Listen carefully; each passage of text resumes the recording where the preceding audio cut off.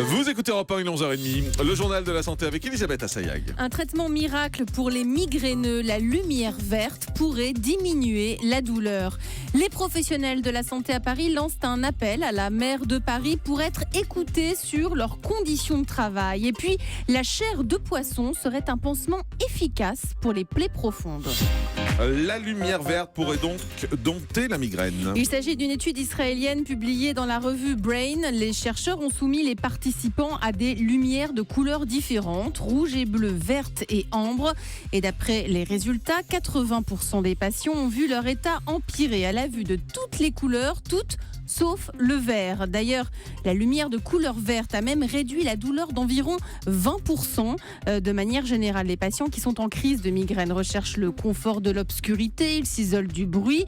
Là, 80% des migraines sont déclenchées par une sensibilité accrue à la lumière. C'est donc une découverte prometteuse qui pourrait aboutir à la conception de lunettes thérapeutiques. Les professionnels de la santé à Paris lancent un appel à Anne Hidalgo, la maire de Paris. En ce moment ont lieu les assises de la santé à Paris. Elles ont commencé en février. Tout le monde est convié pour tenter de trouver des solutions pour réduire les inégalités des accès à la santé à Paris.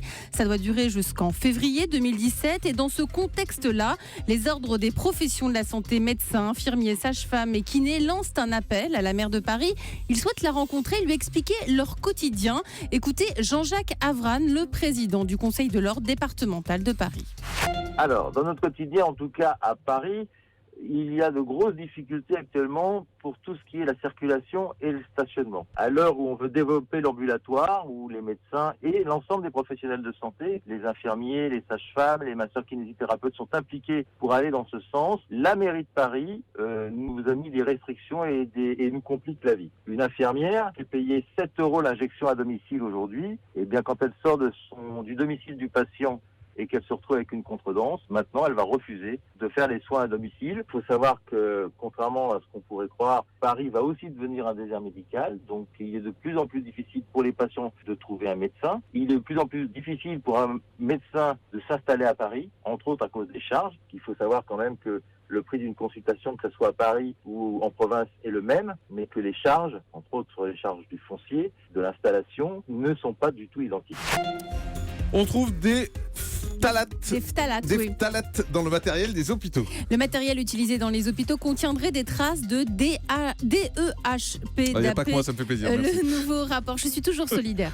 D'après le nouveau rapport de l'Agence nationale de sécurité du médicament, c'est un phtalate classé cancérigène alors que les fabricants affichent des étiquetages sans phtalate. Les phtalates sont partout, mais on ne les attendait pas dans les dispositifs médicaux. Pourtant, ils sont très dangereux pour les fœtus. Ces substances chimiques sont présentes dans les plastiques comme les rideaux de douche par exemple, mais aussi dans des parfums, des déodorants, dans certaines boissons. Ils sont extrêmement nuisibles aux femmes enceintes car leur contact augmenterait le risque de faire une fausse couche, d'avoir un enfant asthmatique et augmenterait le risque de naissance prématurée. La peau de poisson serait efficace pour les pansements. Oui, car la peau de poisson est riche en oméga 3 et elle serait donc efficace pour guérir les lésions graves et chroniques des tissus. Ce sont les scientifiques de l'hôpital du Mount Sinai Hospital à New York qui l'ont découvert. Ils ont mis en place un nouveau dispositif à base de peau de poisson riche en oméga 3 pour traiter les plaies chroniques qui sont en hausse avec l'augmentation de personnes diabétiques et avec le vieillissement de la population. Ces pansements naturels permettront la régénération de tissus humains. La structure de la peau de poisson ressemble à la structure originelle de la peau humaine. Allez, on termine avec le chiffre du jour. C'est 150. Être actif au moins 150 minutes par semaine, c'est-à-dire 2h30 par semaine, permettrait de réduire de manière importante le risque de développer 13 cancers différents d'après une vaste étude de l'Institut national américain du cancer publiée dans la revue JAMA Internal Medicine. En pratiquant du sport 2h30 par semaine, vous réduisez le risque d'avoir un cancer de l'œsophage de 42%, un cancer du foie de 27% et un cancer du poumon de 26%.